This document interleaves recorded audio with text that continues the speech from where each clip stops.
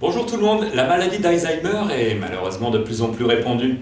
Alors comment identifier, quels sont les signes qui permettent d'identifier cette maladie et comment se comporter avec un malade?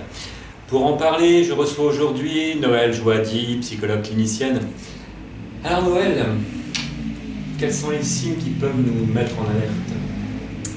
Alors, les personnes qui sont atteintes de la maladie d'Alzheimer, c'est une maladie neurodégénérative.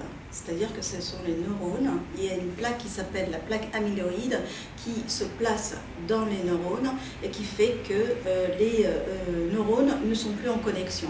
Et ça coupe la relation entre les lobes frontaux et lobes temporaux, etc. Ça, c'est un petit peu technique. S'agissant du comportement, si vous voyez que votre parent, votre époux, votre proche a comme comportement un repli sur lui-même, il a tendance à oublier plus que la normale, qu'il ne se souvient plus de quelque chose qu'il faisait éventuellement, ou il avait complètement l'habitude de faire. Si vous voyez qu'il devient agressif alors qu'il était tout à fait très gentil, pas agressif du tout. Si vous voyez éventuellement qu'il n'a plus la notion de l'espace, il prend la voiture et il raye le pare-choc, il raye le devant de la voiture, donc il n'a plus du tout cette notion d'espace. Alors là, pensez à aller voir un médecin, ou alors il y a la possibilité de lui faire dessiner, vous dessinez vous-même un rond comme si c'était une horloge, et ensuite vous lui demandez de mettre des chiffres à l'intérieur de l'horloge. Si vous voyez qu'il est incapable de mettre 1, 2, 3, 4, 5 et ainsi de suite, et qu'il met tout dans un côté ou dans un autre côté, et que ce n'est pas dans une pendule les chiffres normaux, à ce moment-là, commencez à vous poser la question. Parce que qu'est-ce qu'il se passe?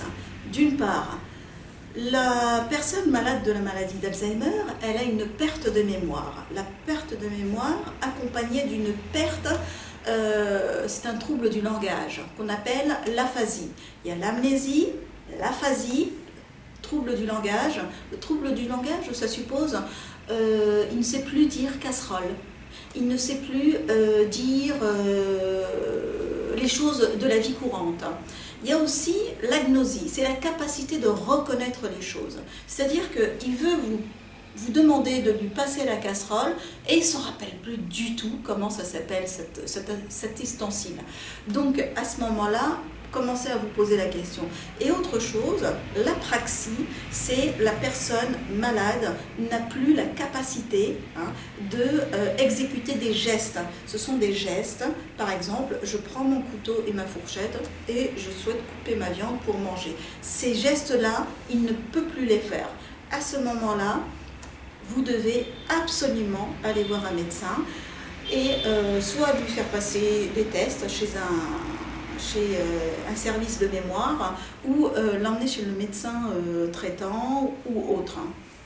Alors, une fois que le diagnostic est posé, on est souvent maladroit devant un malade. Oui. Alors comment on doit se comporter vis-à-vis de ces personnes?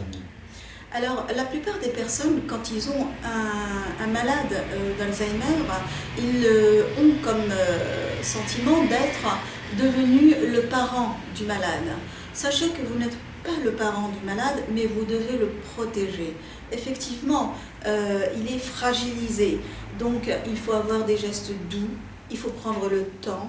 Quand ils se mettent à vous répéter que il est quelle heure, est-ce que tu m'as donné ceci, ou est-ce que où sont les toilettes, ils vous demandent de lui répéter sans cesse la même phrase.